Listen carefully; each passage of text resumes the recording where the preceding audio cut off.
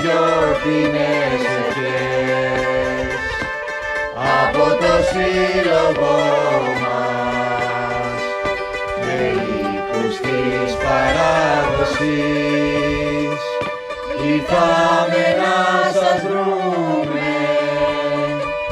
Χρονιά πολλά, καλή χρονιά, για να σας ευχηθούμε. Το Χριστουγέννων ζεστασιά και της Βιθλεέμ το αστέρι και φέτος η ομόνοια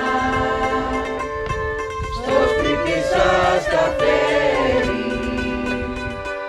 Κι αν φέτος δοκιμάστηκε στον κόσμο υγεία,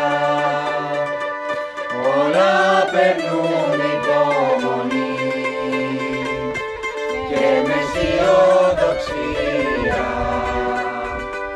κι εμείς θα συνεχίζουμε το έργο το δικό μας μ' αγάπη για το σύλλογο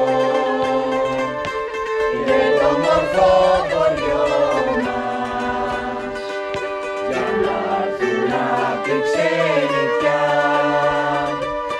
όλοι οι συγχωριανοί μας, στα περικάτε τους χαρά